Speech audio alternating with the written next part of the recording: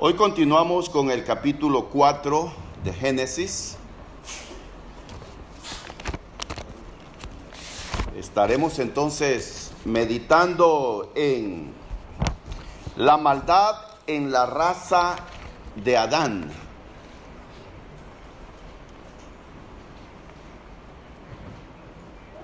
En estos primeros 11 capítulos de Génesis todo es nuevo. Todo es lo primero. Y aquí estamos con la primera familia, el primer matrimonio de la historia de la humanidad.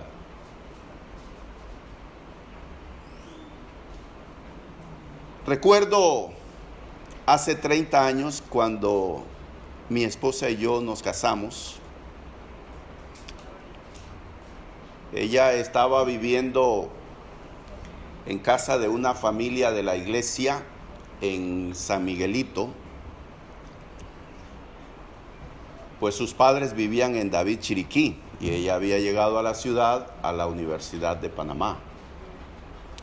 Nos casamos y la fui a buscar para mudarnos al cuarto donde yo vivía, en un área roja, pero roja, área de tumbadores de drogas.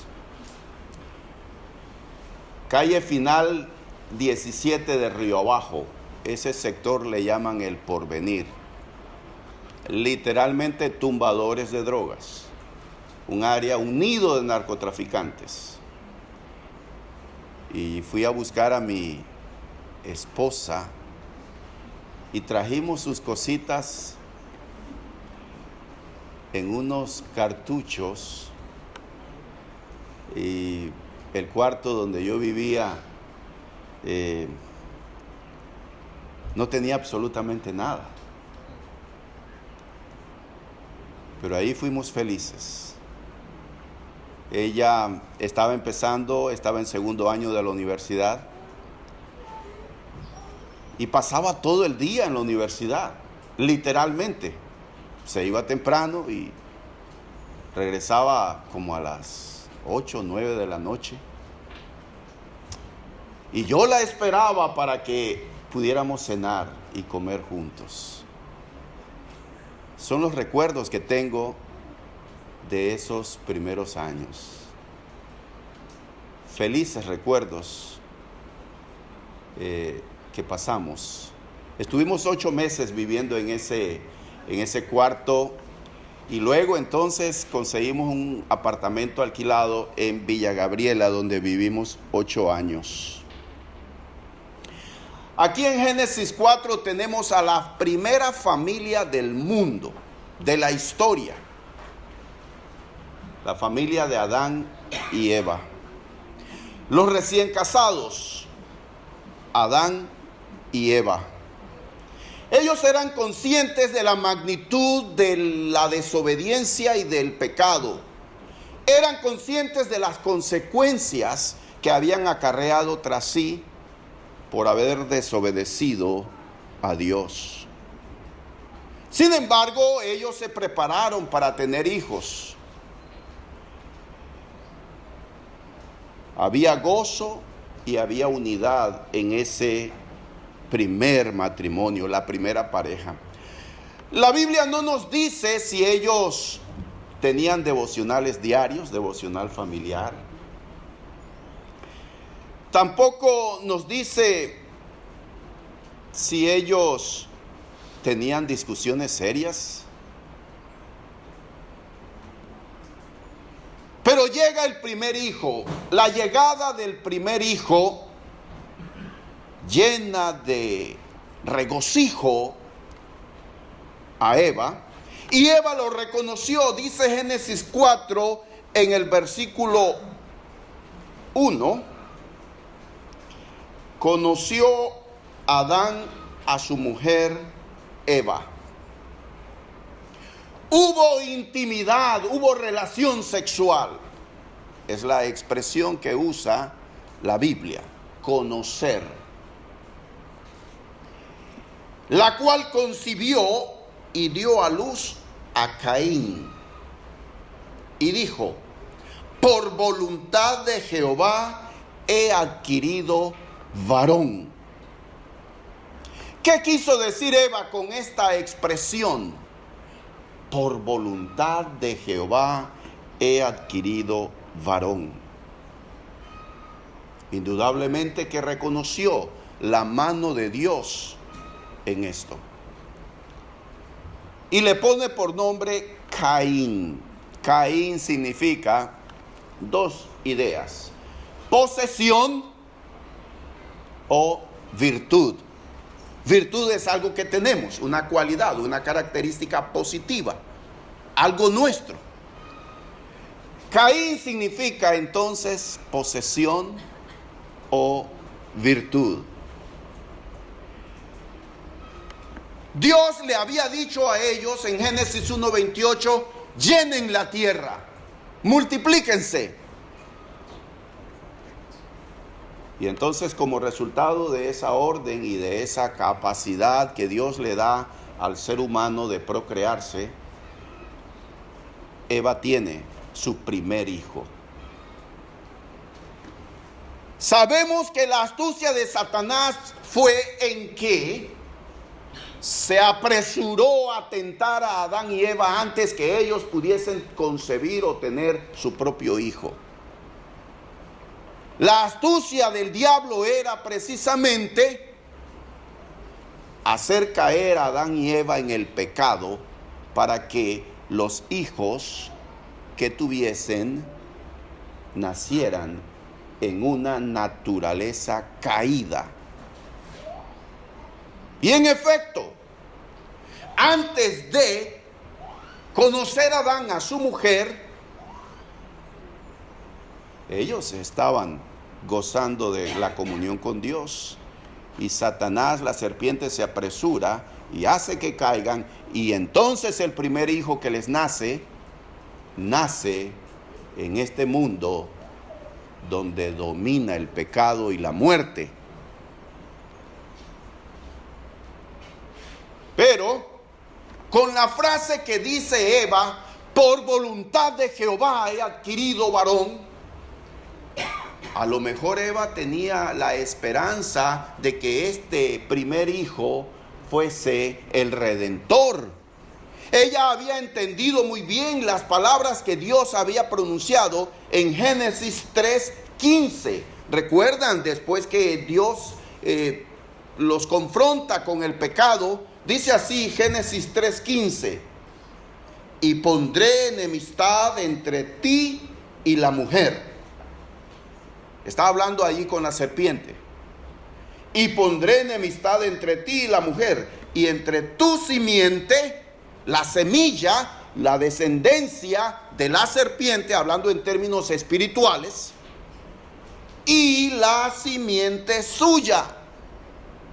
Habrá enemistad. Y dice: esta te herirá en la cabeza y tú le herirás en el calcañar.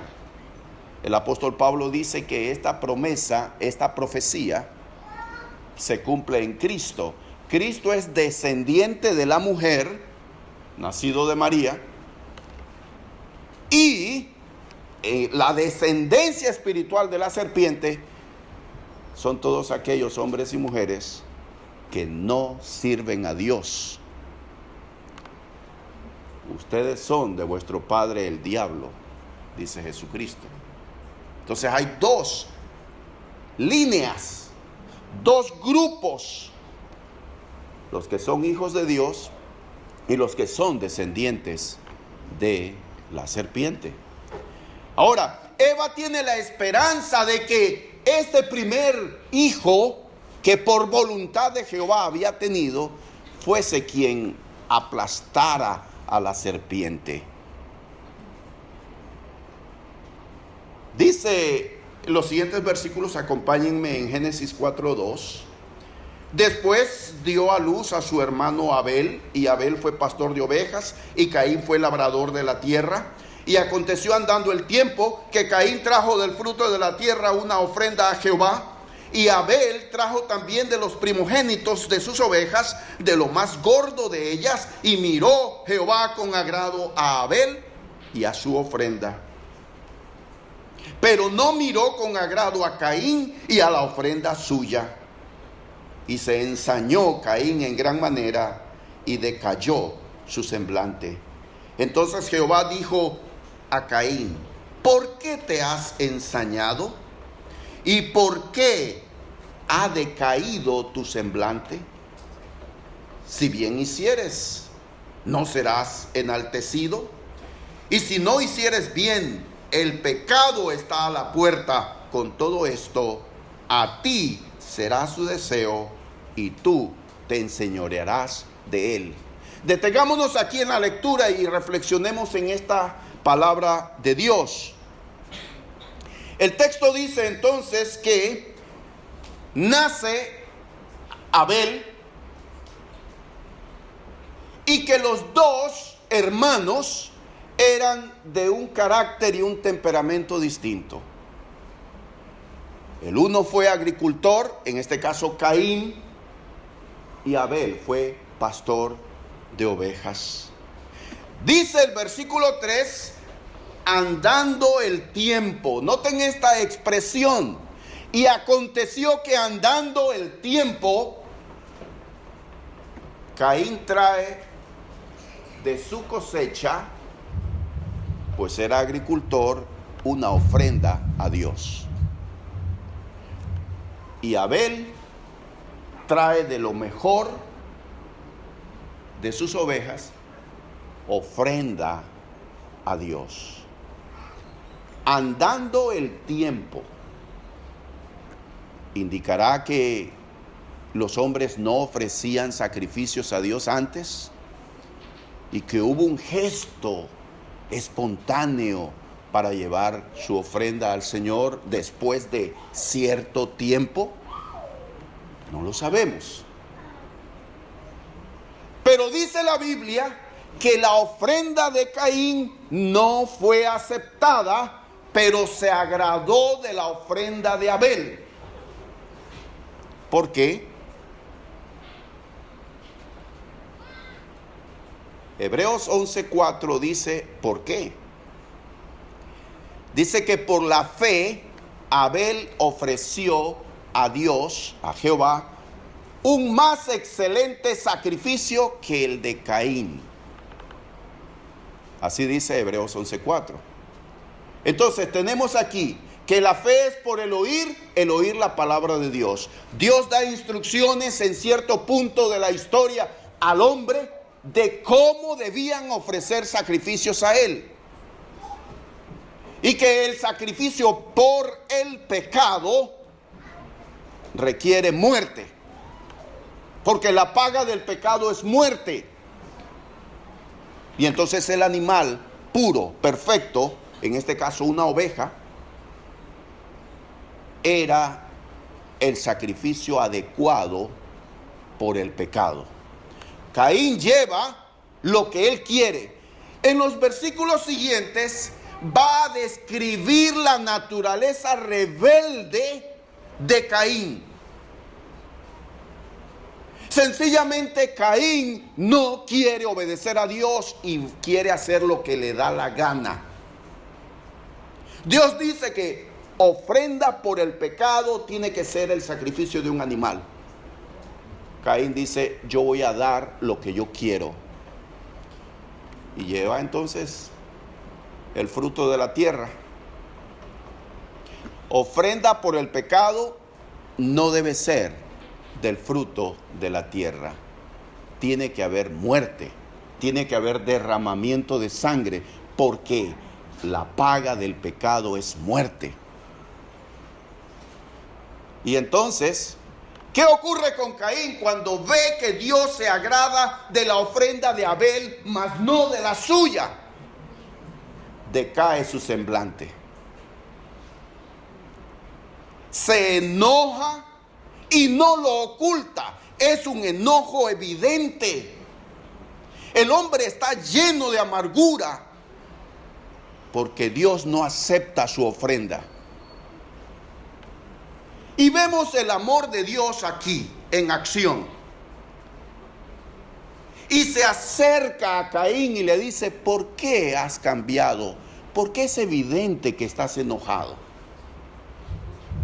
Si no hicieres bien, si no hicieres mal, dice, miren el versículo 7, para mí este versículo es muy importante porque este versículo describe por primera vez el poder del pecado. Dice así, 4:7, si bien hicieres, no serás enaltecido,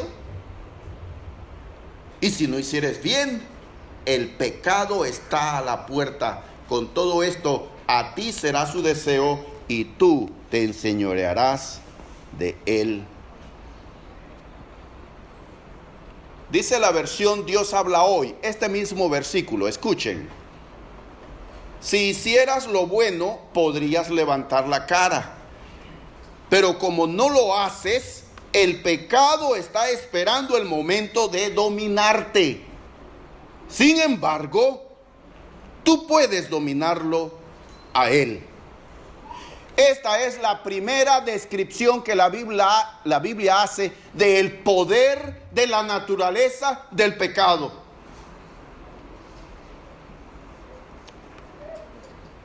Los deseos pecaminosos se vuelven tan fuertes. Es una poderosa inclinación a hacer lo malo. El apóstol Pablo usa una palabra para describir el poder del pecado en nuestras vidas. Se llama concupiscencia. Y la definición que usted encontrará en un diccionario bíblico de concupiscencia es fuerte inclinación a lo malo. Dice la Biblia, el apóstol Pablo explica muy bien esto. Habla de que la concupiscencia actúa en nuestro cuerpo, en nuestra naturaleza pecaminosa. Es una atracción poderosa hacia lo malo. Todo comienza con una rebeldía en Caín de no ofrecer a Dios el sacrificio correcto que Dios pide por el pecado. Él ofrece lo que le da la gana. Dios lo rechaza y se enoja. Y Dios trata y lo confronta para que haya un cambio de mente y un arrepentimiento. Le dice Dios: si haces lo bueno vas a recibir un aplauso, un reconocimiento. Pero si haces lo malo, el pecado está a la puerta.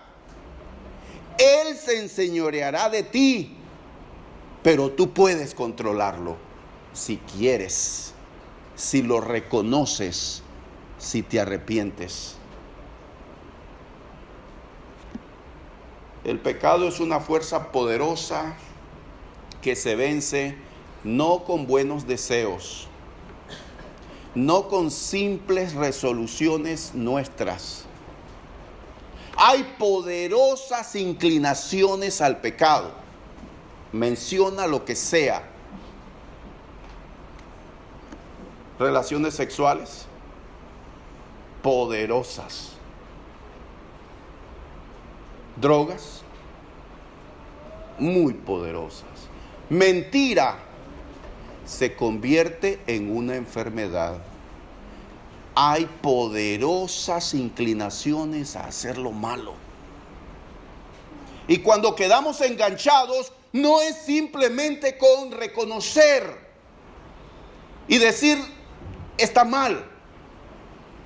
Necesitamos tomar decisiones drásticas, como lo dice el mismo Señor Jesucristo. Si tu mano derecha te es ocasión de caer, córtala. Si tu ojo te es ocasión de caer, sácalo. Es mejor que entres tuerto o manco al cielo que con todo tu cuerpo ir al infierno. Poderosas atracciones que tiene el pecado. Necesitamos decisiones drásticas en nuestra vida, cortar drásticamente con el pecado. De lo contrario, solo hay paliativos. Llorar, reconocer que está mal, pero continuar haciéndolo sin hacer cambios de conducta que nos alejen del pecado, todo continuará igual, volveremos al mismo ciclo. Va a haber un tiempo en que probablemente nos sintamos libres, pero volvemos y caemos a lo mismo. Necesitamos del poder del Espíritu Santo. Necesitamos que Él nos cambie y nos transforme. ¿Qué puede hacer que una persona se libere de una adicción? Respuesta: tiene que tocar fondo primero. Tiene que tocar fondo. ¿Pero qué es tocar fondo? ¿Que la persona esté viviendo debajo de un puente? ¿Qué es tocar fondo para alguien que ha caído en las garras del pecado en alguna de sus manifestaciones?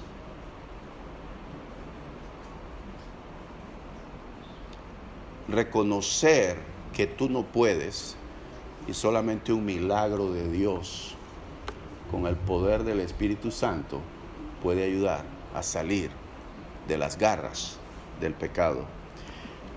Un día, dice el 8, Génesis 4, 8, y dijo Caín a su hermano Abel: salgamos al campo.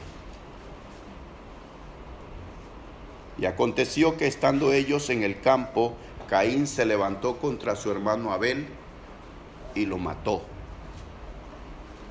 Era un día hermoso ese día. Se levantaron como de costumbre, muy alegres, comieron, estaban todos, Eva, Adán, estaban todos disfrutando.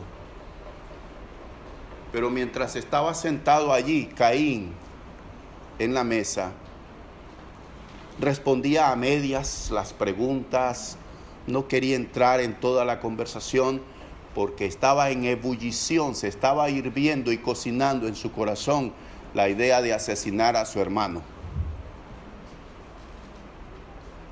Y ese día cuando él le dijo: vamos al campo, quiero que me acompañes, tú nunca vas conmigo al campo, Abel. Tú quieres que yo te acompañe a ver el rebaño y tú nunca vas conmigo. ¿Por qué no vas conmigo esta vez? Se despidió Abel de Adán y Eva, sus padres. No sabía que era la última vez que lo iban a ver.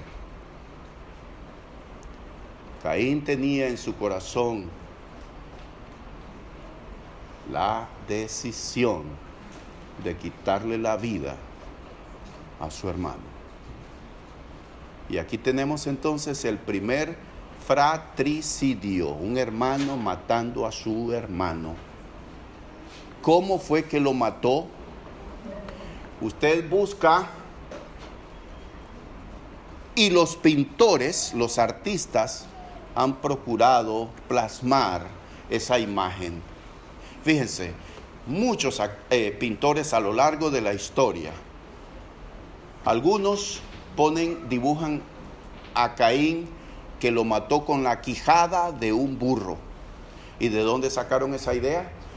Dicen que la toman quizás porque una historia de Sansón, él mata con una quijada de un burro también a no sé cuántos palestinos o filisteos.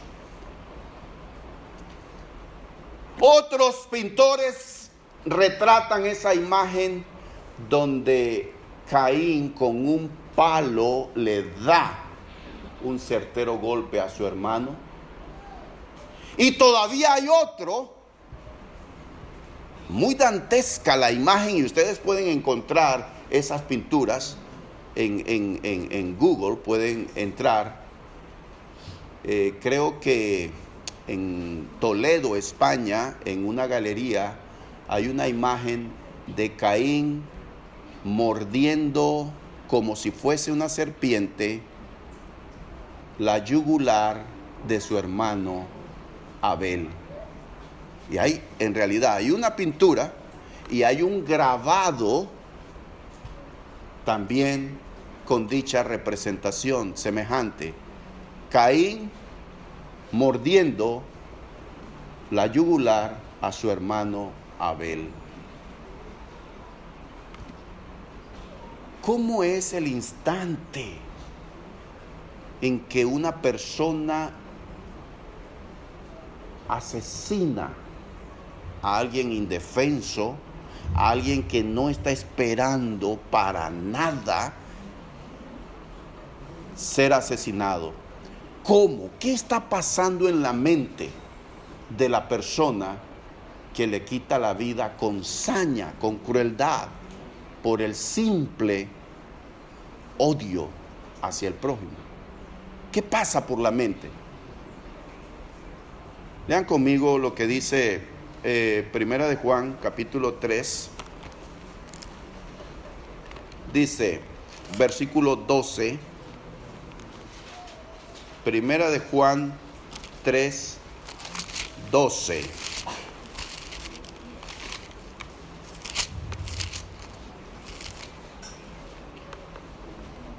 No como Caín, que era del maligno y mató a su hermano. ¿Y por qué causa le mató? Porque sus obras eran malas y las de su hermano justas. Miren qué tremenda revelación nos da el Espíritu Santo del corazón de Caín. Dice que él era del maligno. Aquella expresión de Eva cuando da a luz a su primer hijo y le pone por nombre Caín, por voluntad de Jehová he adquirido varón. Esa frase de gozo, de alegría y de esperanza que tenía Eva se fue por completo al piso, porque en vez de ser hijo de Dios, Caín se convirtió ¿en qué? Hijo del diablo. Caín permitió que el príncipe de las tinieblas fuese oscureciendo poco a poco su alma, su espíritu, su mente, su corazón, al punto de que dice aquí que Caín era del maligno y mató a su hermano Abel. ¿Por qué lo mató? Simplemente porque él era malo, porque tenía obras malas, y Caín y Abel, por el contrario, era un hombre de Dios. Aquí Primera de Juan nos está hablando de amar al prójimo. El que no ama al prójimo no puede decir que tiene amor de Dios. Y entonces,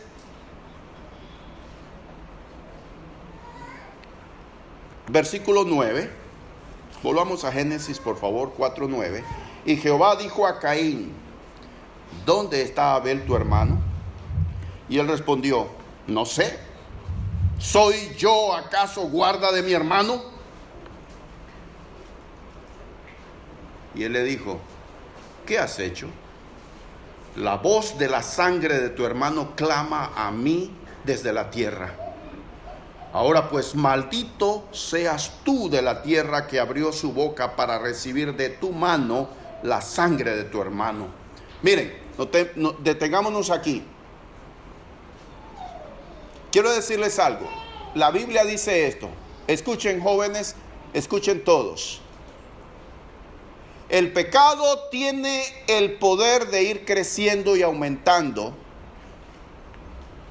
Un pecado, si no es cortado de nuestras vidas, va a ir creciendo como el cáncer y se va a ir esparciendo y multiplicando. Un acto de rebeldía de Caín, no quiere presentar ofrendas como Dios dice por el pecado. Luego el enojo, porque Dios acepta la ofrenda de Abel, mas no la suya. Alberga enojo en su corazón, resentimiento. Luego la idea de asesinar a su hermano. Ejecuta el plan y lo mata. no hay arrepentimiento, más bien va a robustecer y fortalecer la maldad en su corazón. ¿Dónde está tu hermano?, pregunta Jehová. Dios sabe dónde está Caín, dónde está Abel. Dios quiere una confesión, un reconocimiento. Es la última oportunidad que tienes, Caín. ¿Dónde está tu hermano Abel? No sé. ¿Acaso soy guarda de mi hermano? Ese fue el último clavo en el ataúd de Caín. Caín responde. ¿Y saben qué? Escuchen esto. La respuesta de Caín, ¿acaso soy guarda de mi hermano?, refleja egoísmo. Y el pecado tiene como raíz el egoísmo. Todo pecado menciona el pecado, tiene su raíz en el egoísmo. Yo, primero yo, satisfacerme yo, porque yo quiero, porque me place, porque me da la gana. ¿Qué hay para mí en eso? Y Caín es egoísta. ¿Y quién es el egoísta por excelencia si no es Satanás? ¿Acaso no fue él el que quiso ser como Dios y se rebeló contra Dios y logró conquistar a una cantidad indeterminada de ángeles que se convirtieron en demonios porque lo siguieron? Satanás es el egoísmo en persona. Y toda persona que solo piensa en sí misma, en sus deseos, necesidades, placeres, en lo que le da la gana, es hijo de Satanás, porque él es egoísta por excelencia. Y entonces Dios le dice: la sangre de tu hermano Abel clama por justicia. Pero hay otra sangre que habla, pero no lo que dice la sangre de Abel. Hebreos capítulo 11 dice que la sangre de Cristo clama mejor que la de Abel, porque la sangre de Abel clama por justicia y la sangre de Cristo clama por perdón para nosotros los pecadores. Eso es lo que dice la Sagrada Escritura.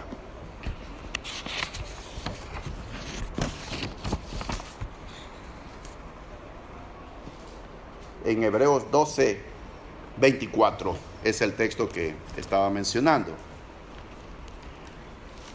Hebreos 12, 24.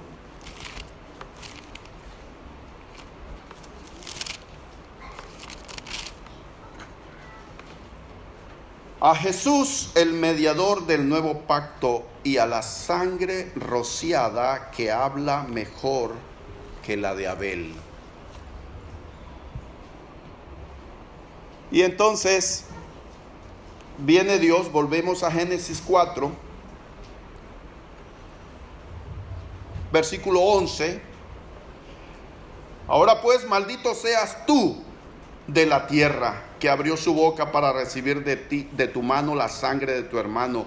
Cuando labres la tierra, no te volverá a dar su fuerza. Errante y extranjero serás en la tierra. Y dijo Caín a Jehová: grande es mi castigo para ser soportado. He aquí que me echas hoy de la tierra, y de tu presencia me esconderé, y seré errante y extranjero en la tierra, y sucederá que cualquiera que me hallare me matará. Y le respondió Jehová: ciertamente cualquiera que matare a Caín 7 veces será castigado. Entonces Jehová puso señal en Caín para que no lo matase cualquiera que le hallara. Miren, noten aquí. No hubo arrepentimiento en Caín. Hubo una reafirmación de su maldad y de su pecado y de su rebeldía. Maldito serás de la tierra. Dios lo echa. Miren, por el pecado de Adán y Eva fueron echados del paraíso, dice la Biblia. Y que puso Dios ángeles que resguardasen la entrada al paraíso para que Adán y Eva no volvieran a ese mundo perfecto. Pero no estaban muy lejos del paraíso. Adán y su familia estaban cerca del paraíso. No dentro, pero estaban cerca. Y ahora Dios le dice, fuera de aquí. ¿Saben ustedes que la palabra maldito significa lejos de Dios?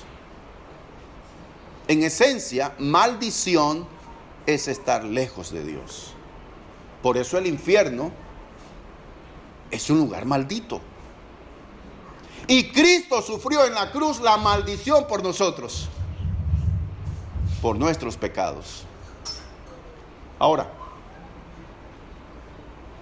Caín es echado de la presencia. ¿Y cuál es la respuesta de Caín? ¿Cuál es la reacción de Caín? ¿Me echas de tu presencia? ¿Qué duro es este castigo?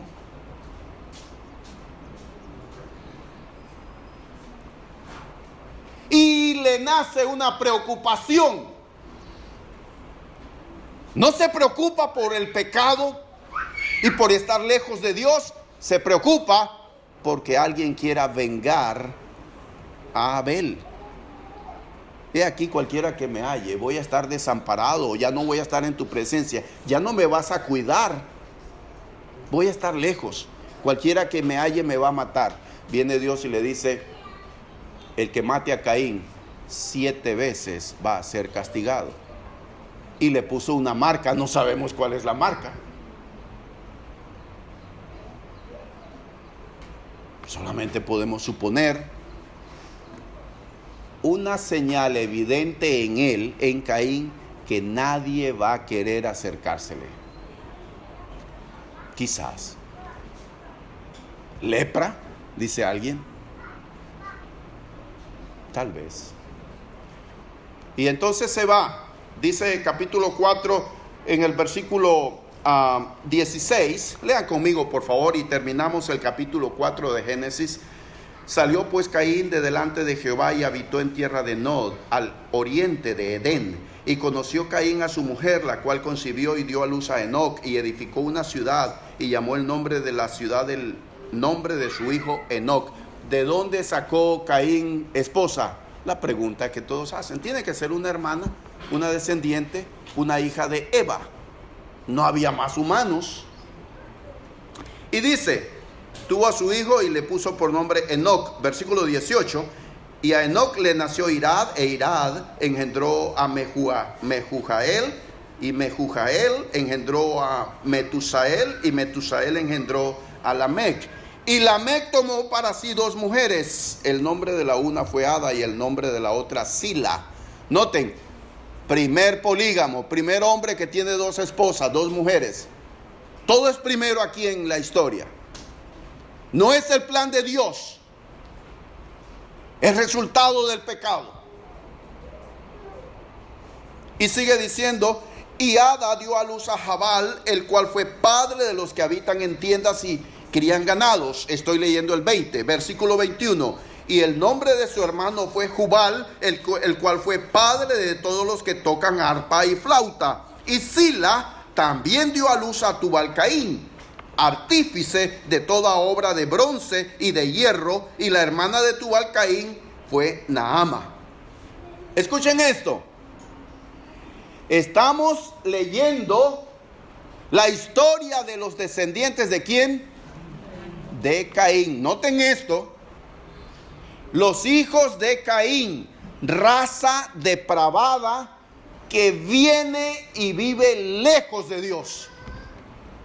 ¿Y qué características tiene esta raza de Caín? Constructores de ciudades, son ingenieros, son fabricantes de tiendas,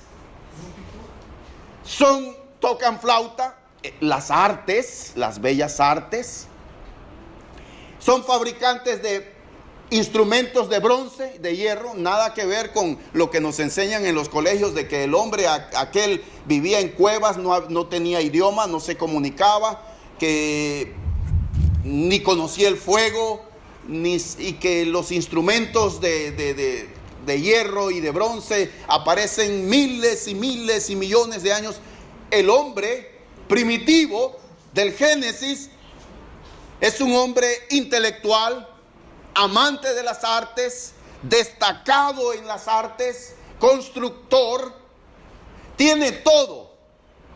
Es una civilización. ¿Pero qué no tienen?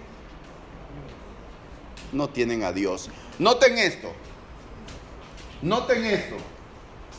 Grandes civilizaciones, grandes culturas, grandes edificios, grandes logros, desarrollo tremendo, ingeniería, tecnología, pero no tienen a Dios.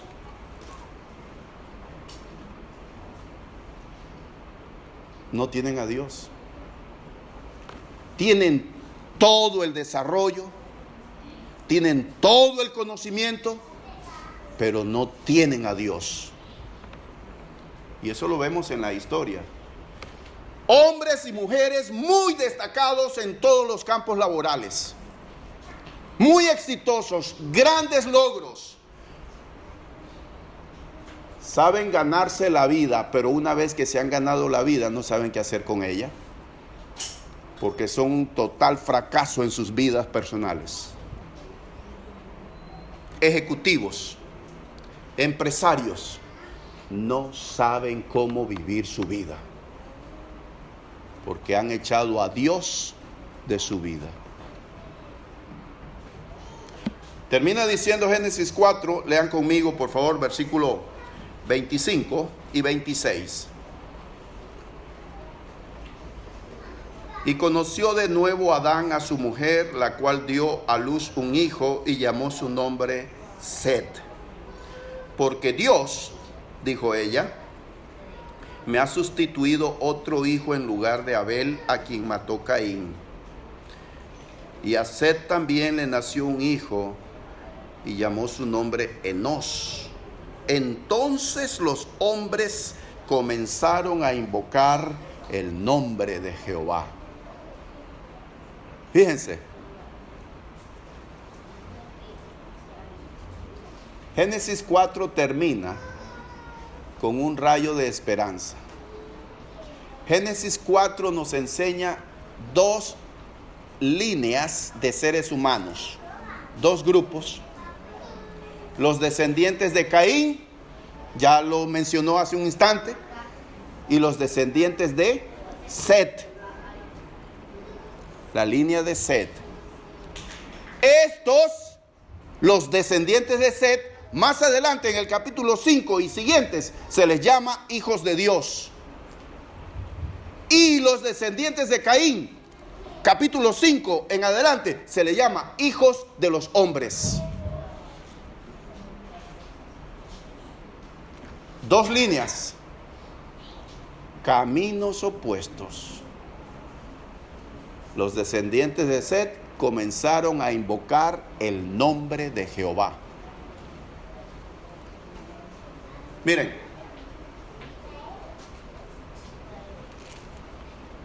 dijo la hermana, nadie cree en el arrepentimiento de mi esposo y nadie cree que mi esposo va a poder salir de la ludopatía. Ludopatía, adicción a los juegos de azar y a las apuestas.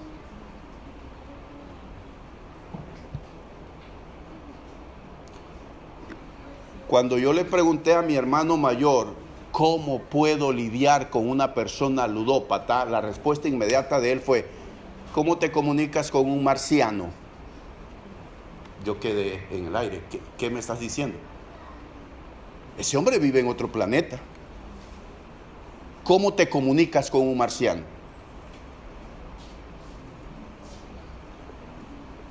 No hay manera de comunicarme.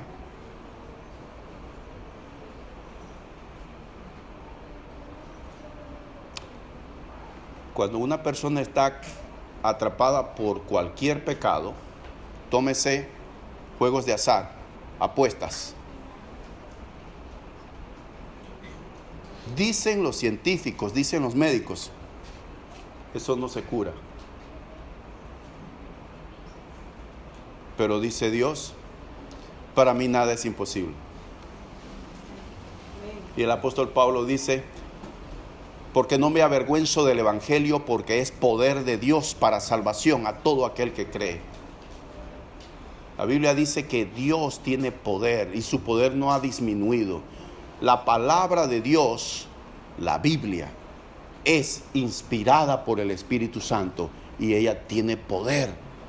Es la espada del Espíritu que penetra hasta partir el alma, los tuétanos, las intenciones y todo lo que se oponga a Dios. Necesitamos confiar y esperar en Dios. La humanidad cayó sumida en el pecado, pero hay esperanza. Los descendientes de Set empezaron a invocar el nombre de Dios. Y eso es lo que tenemos que hacer, invocar el nombre de Dios en medio de nuestras calamidades y en medio del fango del pecado. Pedirle al Señor que nos levante. Hay esperanza en Cristo Jesús. Amén.